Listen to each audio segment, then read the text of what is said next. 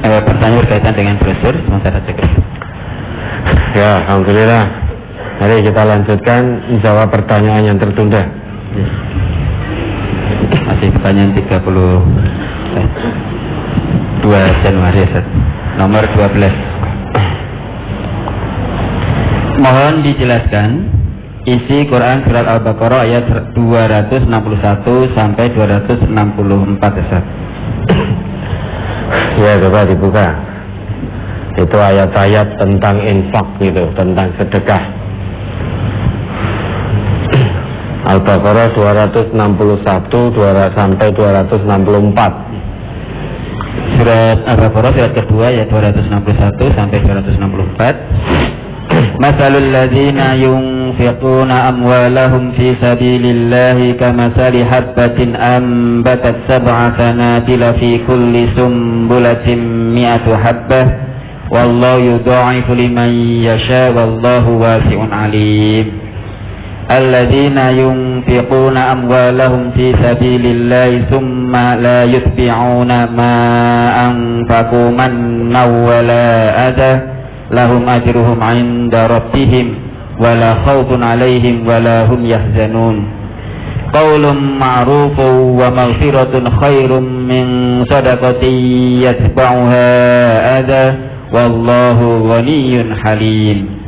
Ya ayyuhalladzina amanu la tubtilu shadaqatikum bil manni wal adha kalladzi yunfiqu malahu ria'an nasi wa la yu'minu billahi wal yawmil akhir. Famasaluhu kamathali safwanin 'alaihi turabun fa'asabahu wabilun fatarakahu salda la yaqdiruna 'ala syai'in mimma kasabu wallahu la yahdil qaumal kafirin. Perumpamaan nafkah yang dikeluarkan oleh orang-orang yang menafkahkan hartanya di jalan Allah adalah serupa dengan sebutir benih yang menumbuhkan 7 bulir. Pada tiap-tiap bulir 100 biji. Allah melipat gandakan ganjaran bagi siapa yang Dia kehendaki, dan Allah maha luas karunia-Nya lagi maha mengetahui. Nah, ini dulu. Ini janji dari Allah bagi orang-orang yang gemar menginfakkan harta di jalan-jalan yang Allah ridhai, bagi orang-orang yang gemar memberi, bagi orang-orang yang gemar bersedekah. Sedekahnya fisabilillah, ikhlas karena Allah, bukan untuk tujuan agar dipuji, bukan untuk tujuan agar dikatakan dermawan, tetapi tujuannya lillah, ikhlas memberi. Maka ada jaminan dari Allah, ada janji dari Allah yang pasti terwujud. Janji itu nyata, karena Allah itu kalau sudah berjanji la yukhliful mi'ad, tidak pernah menyalahi janji yang telah ditetapkan. Perumpamaan infak sedekah yang ikhlas karena Allah itu seperti satu benih. Dari satu benih itu kemudian akan tumbuh 7 tangkai. Tiap-tiap tangkai menghasilkan buah 100. Sehingga jika dijumlah menjadi 700 lipat ganda. Ayat ini lebih mengena daripada jika Allah sebutkan bahwa orang yang berinfak di jalan Allah akan diberi lipat ganda oleh Allah 700 kali. Itu kurang mengena. Tetapi ini dari proses Allah sebutkan. Pertama, infak dulu, ikhlas karena Allah. Kemudian meski ikhlas karena Allah, hartanya harus thayyib. Harta yang diinfakkan, harta yang disedekahkan itu harus thayyib. Mengapa? Innallaha thayyibun la yaqbalu illa thayyiban. Karena Allah itu maha thayyib dan Allah tidak akan terima kecuali yang thayyib-thayyib. Dikatakan itu sabilillah, pertama hartanya harus thayyib, yang kedua ikhlas karena Allah, maka itu dikatakan sabilillah, di jalan Allah. Meski infak itu, pemberian itu dia berikan untuk membangun masjid, tetapi hasil korupsi, maka dia tidak akan mendapatkan pahala kebaikan di sisi Allah. Karena hartanya tidak thayyib. Meski untuk bangun masjid, meski untuk bangun pesantren, tapi uangnya hasil korupsi, maka tidak akan mendapatkan kebaikan di hadapan Allah. Tidak dikatakan sabilillah. Maka ini proses. Dengan redaksi yang Allah sebutkan, ini lebih mengena di hati kita. Ada prosesnya. Kemudian kalau sedekah atau infak atau pemberian itu sudah ikhlas karena Allah, hartanya thayyib, itu dilaksanakan oleh Allah, dipermisalkan oleh Allah seperti satu benih, satu biji. Maka kita akan memahami prosesnya, satu biji dari hal yang kelihatannya sepele, kelihatannya ringan, biji itu kelihatannya tidak ada nilainya, tapi ternyata dari satu biji ini karena keikhlasan ini akan melahirkan 7 tangkai. Siapa yang memelihara? Yaitu Allah. Kita infak ikhlas karena Allah, maka infak kita, sedekah kita dijaga oleh Allah di sisinya, dirawat oleh Allah. Ibarat petani menanam satu benih, kemudian merawat benih itu. Kemudian dari benih itu tumbuh kembang begitu subur menjadi 7 tangkai. Sedekah kita yang ikhlas karena Allah tadi dijaga oleh Allah, maka akan bertumbuh kembang secara subur, berkah. Tumbuh kembangnya itu subur. Maka dipermisalkan satu benih memunculkan 7 tangkai. Dari 7 tangkai ini ternyata satu tangkai isinya 100 buah, sehingga berlipat ganda yang cukup banyak. Wallahu yudha'ifu liman yasha, Allah melipat gandakan itu pada siapa yang Dia kehendaki.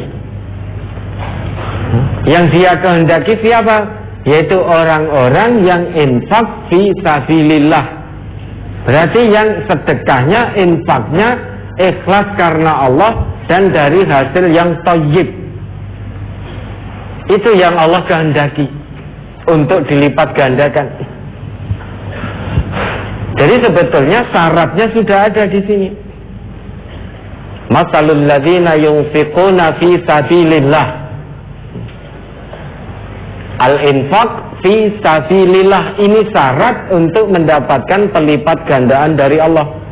Jadi siapapun selama dia beriman kepada Allah, kalau dia infak, sedekah, memberi, dan pemberiannya baik, maka itu termasuk telah memenuhi syarat untuk mendapatkan pelipat gandaan dari Allah. Wallahu yudha'ifu liman yasha wallahu wasi'un alim. Karena Allah maha luas karunia-Nya. Sehingga kita tidak bisa berpikir, Bapak Ibu, Tidak dibenarkan kita kemudian berpikir, wah saya nanti infak tiba-tiba tidak yang dikehendaki Allah untuk mendapat lipat ganda. Kalau ada pemikiran seperti itu, ya potensi tidak akan dapat lipat ganda karena tidak ikhlas. Salah satu ciri orang yang beriman itu suka memberi. Bahkan Nabi sampai ngendika, al-yadul ulya khairum minal yadis sufla. Tangan di atas lebih baik daripada tangan di bawah. Maka gemar memberi, tapi ikhlasnya bukan untuk tujuan yang lain-lain. Maka mendapat janji dari Allah termasuk hambanya yang akan mendapatkan karunia yang berlipat ganda dari Allah. Terus lanjut. Orang-orang yang menafkahkan hartanya di jalan Allah, kemudian mereka tidak mengiringi apa yang dinafkahkannya itu dengan menyebut-nyebut pemberiannya dan dengan tidak menyakiti perasaan si penerima, mereka memperoleh pahala di sisi Tuhan mereka. Tidak ada kekhawatiran terhadap mereka dan tidak pula mereka bersedih hati. Ini syarat berikutnya untuk diterima infaknya di sisi Allah. Apa syarat berikutnya? Alladzina yunfiquna amwalahum fi sabilillahi thumma la yutbi'una ma anfaqu mannan wala adha. Ini syarat berikutnya. Pertama, dia memberi sudah ikhlas karena Allah. Yang kedua, pemberiannya itu hasil dari yang thayyib. Berarti dia sudah masuk dalam janji Allah, mendapat kebaikan di sisi Allah. Tetapi seiring dengan perjalannya waktu, karena kemudian muncul masalah dengan orang yang dulu suka dia beri, kemudian orang ini mengundat-ngundat pemberian. Apa itu mengundat-ngundat? Menyebut-nyebut. Misalkan begini, yo orang ngelingi dhisik lho, nek rata kei ora iso mangan. Waktu keluwen, waktu kena Covid kae. Umpama rata tulungi, kalau tidak saya tolong, tidak saya kirim bahan makanan, wis mbuh urip apa wis ora, wis meninggal. Ngono kok orang ngerti matur nuwun. Kelingan ora? Ingat enggak dulu pernah saya beri ini itu. Padahal pemberian itu sudah 5 tahun yang lalu, 3 tahun yang lalu. Dia memberi tapi masih ingat terus apa yang diberikan. Dia suatu saat dalam muamalah muncul masalah dengan orang yang dulu pernah dia tolong, pernah diberi.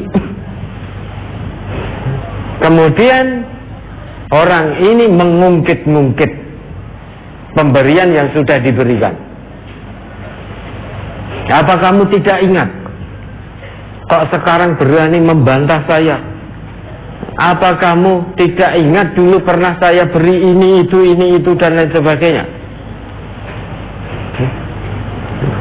Nek seiki wani gawe masalah karo aku, balik no dhisik sing wis tak kei.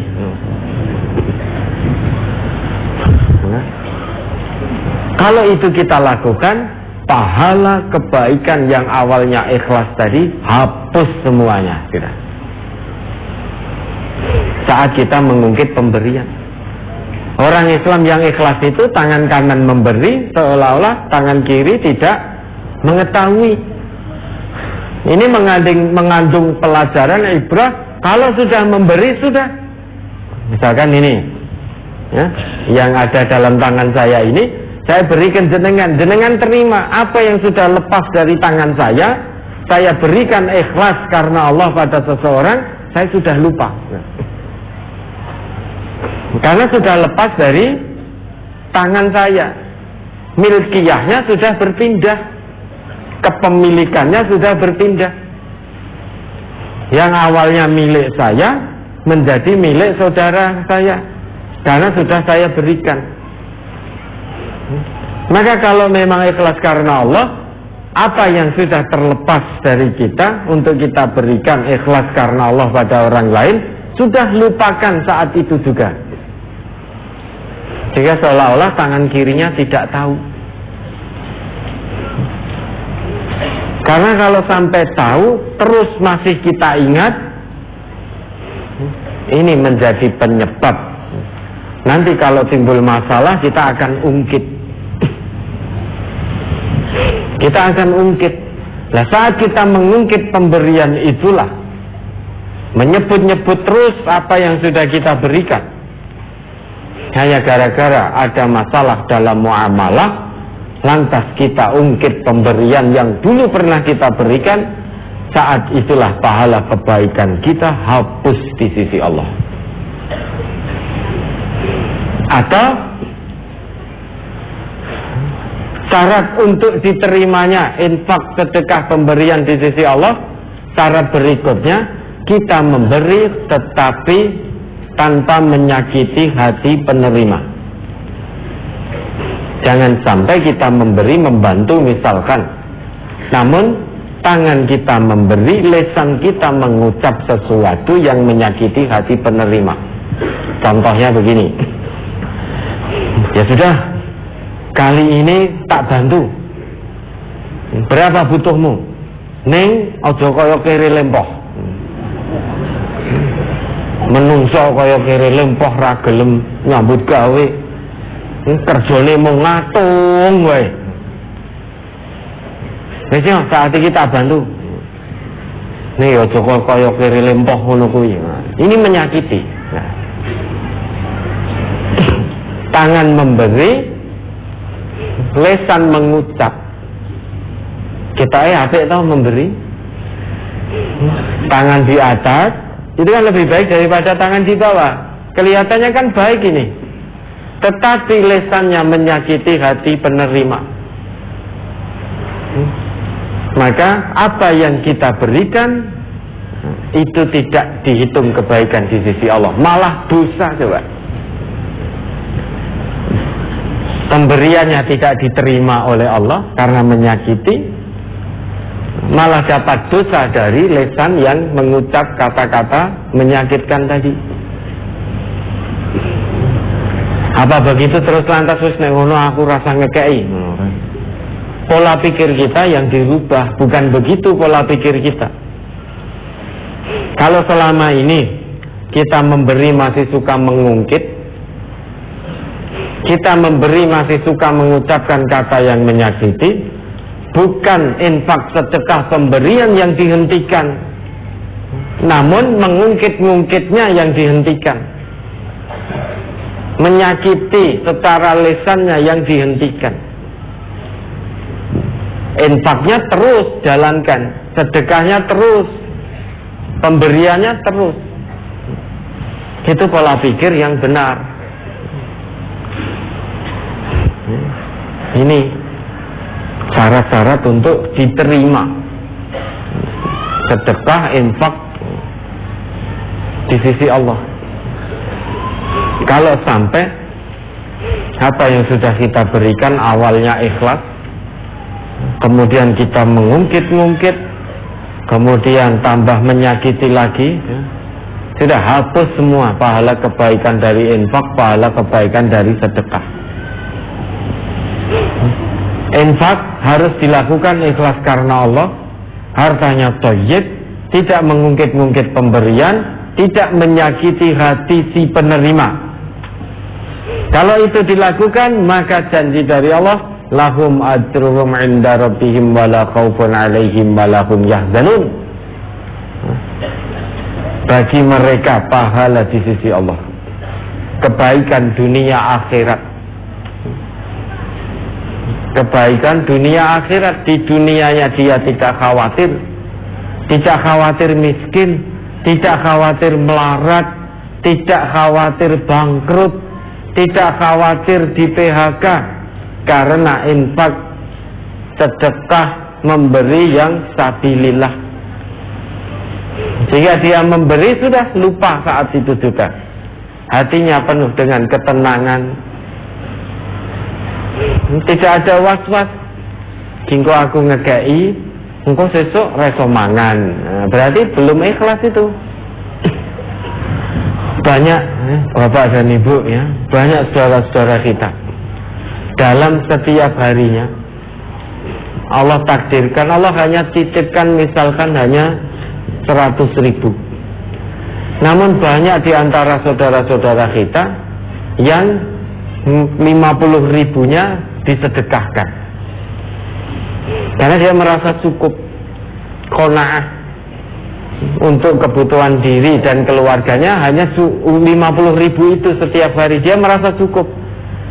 50.000-nya dia merasa ini sisa.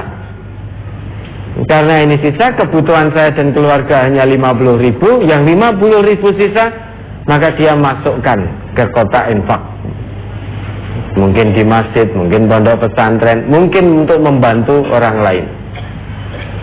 Tapi ada pula orang yang Allah titipkan setiap hari penghasilan mungkin 10 juta karena berbisnis. Mungkin dia Allah titipkan uang 100 juta. Namun ketika sedekah infak dia mung 50.000, padha karo sing 100.000 tadi. Bagi yang 100.000 tadi, untuk sedekah 50.000, 50%-nya itu sesuatu sekali. 50% dari hartanya. Bagi yang punya 100 juta, infak sedekahnya hanya 50.000, 100.000, itu tidak ngefek terhadap 100 jutanya. Ini kira-kira kaya yang mana? Kaya yang punya 100.000 atau yang punya 100 juta? Kalau kita melihat ukurannya nilai dengan matematika manusia, ya kaya yang 100 juta. Namun kalau kita melihatnya dengan tolak ukur akhirat, yaitu keimanan, maka kaya yang 100.000 tadi.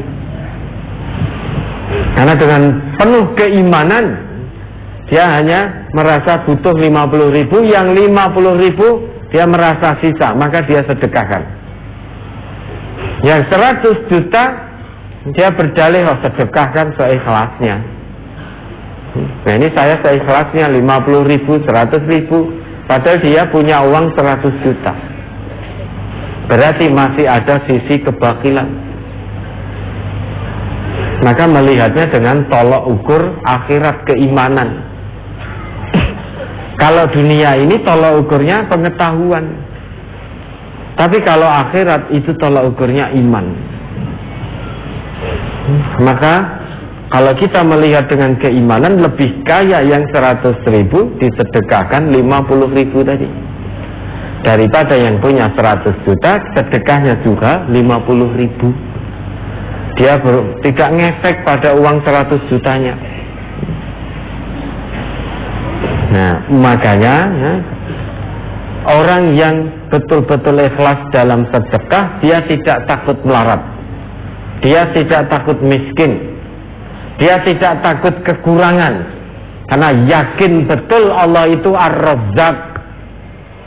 Yakin betul bahwa Allah berjanji, wa ma anfaqtum min syai'in fa huwa yukhlifuh.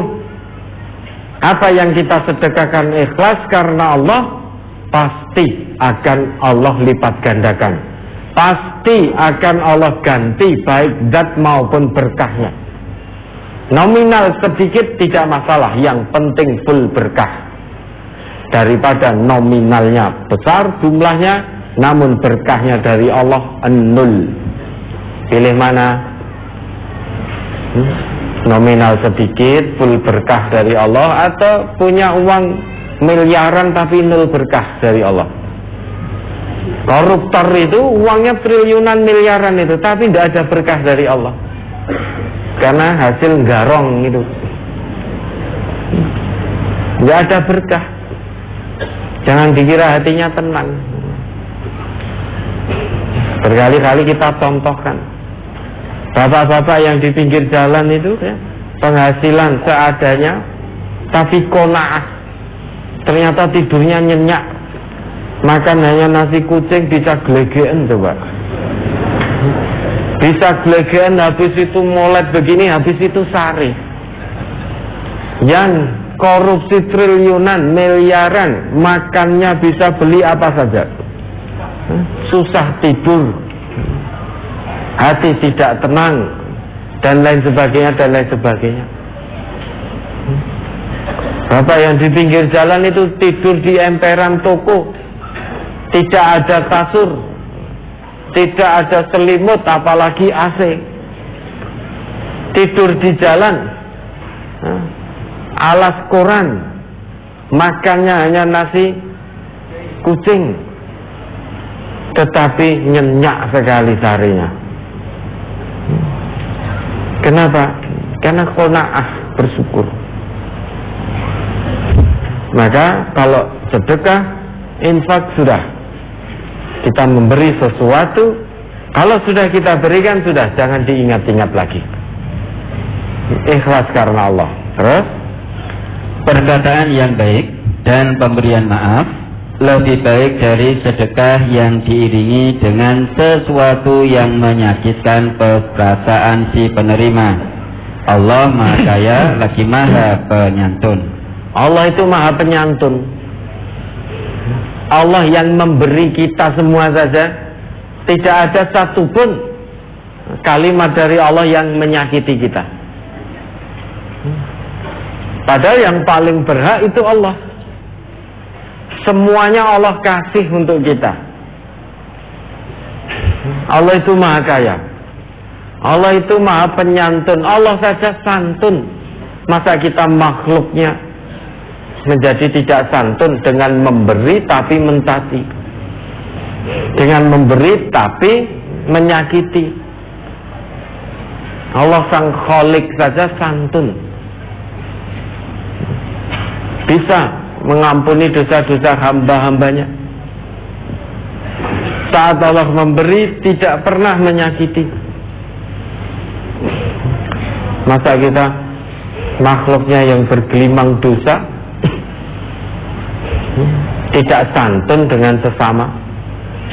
Ketidaksantunannya ditunjukkan saat memberi menyakiti. Maka perkataan yang baik, qaulun ma'rufun wa maghfirah, dan menjadi pemaaf, itu lebih baik daripada kita sedekah namun menyakiti. Jangan pernah lantas berpikir, wah aku iso nek ngekei ora tanpa muni nglarani. Usah kalau begitu saya tidak memberi dulu sampai saya ikhlas. Kalau itu pola pikir kita, selamanya gak akan bisa ikhlas. Bukan memberinya, sedekah infaknya yang dihentikan, tapi lesannya ditutup. Susah sepiro toh? Hanya untuk menutup lesan saja. Menutup mulut itu susahnya seberapa? Sudah ditutup, ketika memberi tutup.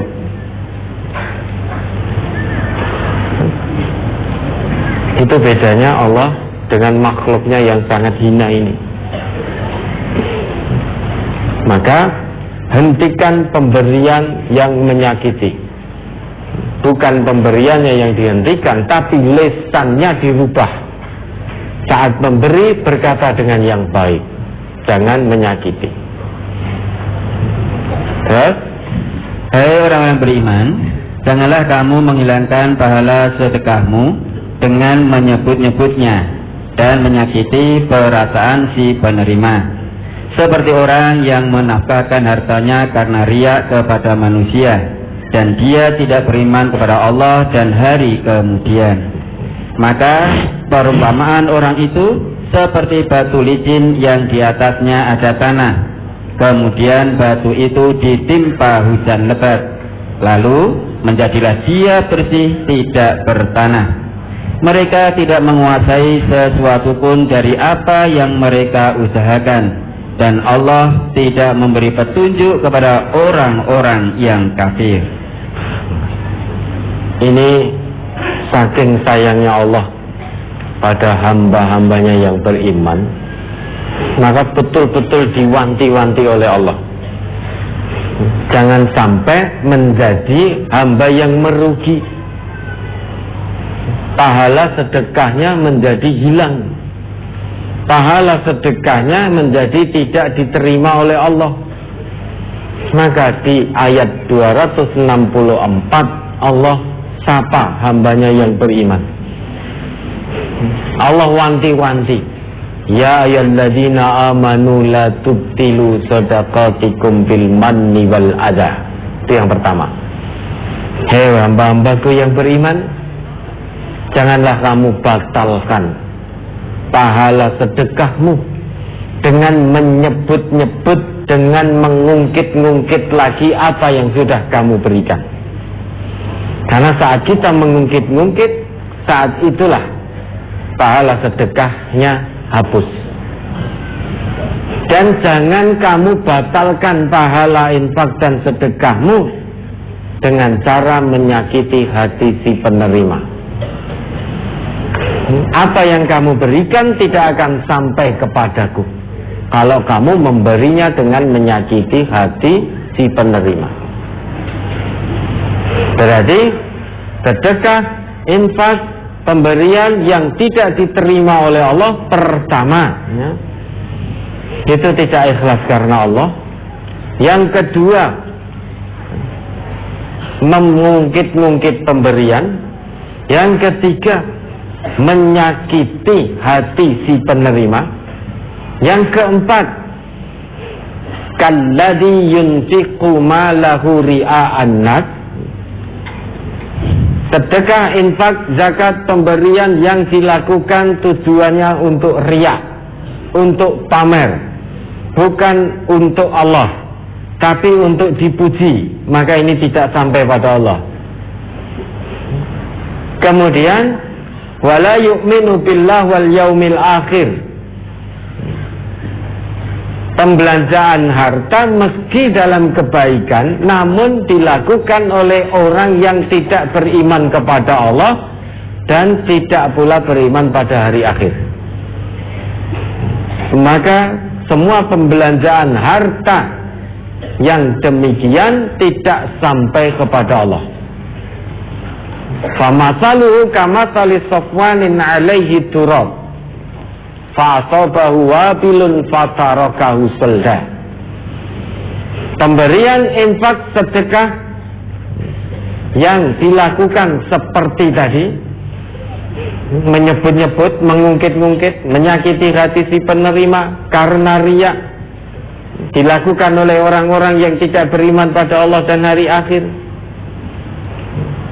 Itu perumpamaannya seperti batu licin yang di atasnya ada debu di atas batu itu.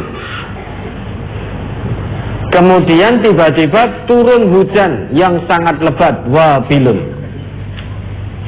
Kira-kira debu yang ada di atas batu yang licin tadi masih ada tidak? Masih ada tidak? Sudah tidak ada. Ada batu, di atas batu itu ada debu, turun hujan yang sangat lebat, mengguyur batu itu. Kira-kira batunya masih ada debunya tidak?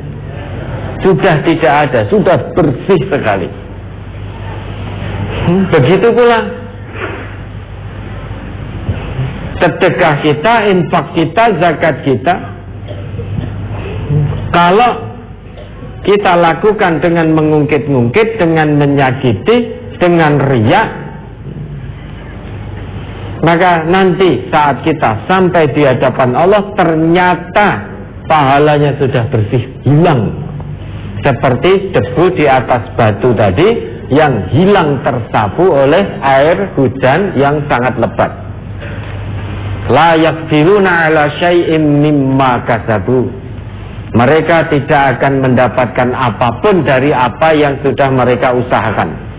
Tidak mendapatkan pelipat gandaan berkah dari Allah. Di akhirat dia tidak akan mendapatkan kebaikan dari sisi Allah. Sehingga la yaqdiruna ala syai'in mimma kasabu. Rugi sekali sudah. Rugi sekali. Maka biar tidak rugi, maka infak sedekah, pemberian, itu harus dilakukan ikhlas karena Allah dengan harta yang thayyib. Sesuatu yang sudah diberikan itu jangan diungkit-ungkit lagi, dan saat memberi jangan menyakiti hati si penerima, dan semuanya dilakukan atas dorongan iman dan takwa kepada Allah. Dengan demikian kita akan termasuk ke dalam golongan yang dijanjikan oleh Allah, wallahu yudha'ifu liman yasha, ke dalam golongan yang akan dikehendaki oleh Allah untuk mendapatkan lipat ganda dunia dan akhirat. Ya, ini ayat mengingatkan kita motivasi tentang sedekah, tentang memberi, ya, karena apa yang kita punya ini juga pemberian dari Allah. Semua yang ada pada kita ini pemberian dari Allah. Dengan kata lain, Allah menitipkan pada kita. Kemudian Allah berpesan, sebagian dari yang aku titipkan berikan pada fulan. Ini untuk mudah dipahami kan, misalkan kita titip pada seseorang, kemudian kita pesan, tolong ini saya titip barang, dijaga dengan baik, dirawat dengan baik, jangan diowah-owah, jangan digunakan tanpa seizin saya. Nah, kalau kita dititipi, kira-kira apa yang dilakukan? Kita akan menjaga pesan-pesan dari yang titip itu. Begitu pula Allah menitipkan kita segala sesuatu, tetapi Allah berpesan, belanjakan sebagian yang aku titipkan padamu, berikan sebagian yang aku titipkan untuk ini. 8 asnaf.